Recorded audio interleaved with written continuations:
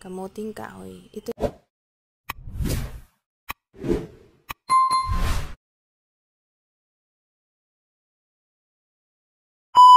Hello guys, so ito yung video na aking ginataan.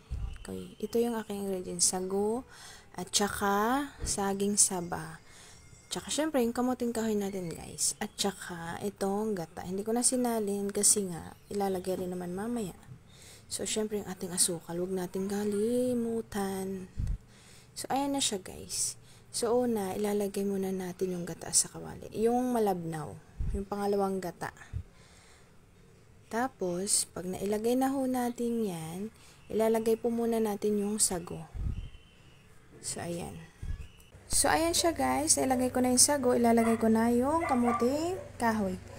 Pagkalagay ko niyan guys, maglalagay ako ng ilang kutsarang asukal. So, ayan. Maglalagay muna tayo. O, diba? And then, maglagay ako ng asin para mabalance yung tamis. So, ayan guys. Kumulo na siya. Ilalagay ko na yung saging saba. So, hintayin lang natin siyang maluto at saka kumonte yung gata. Yung hindi siya kakang gata. Yung pangalawang gata yan guys. And then, pagka malapot na, ganyan na siya guys. Lagay na natin yung kakang gata. Yun yung malapot. Tapos, maglagay ulit ako ng asukal.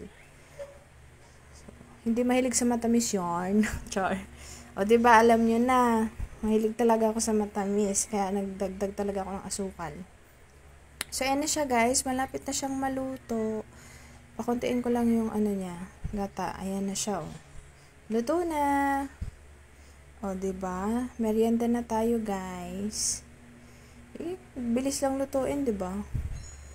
O, libre lang yung balinghoy sa amin. Yun lang guys. Thank you. Bye.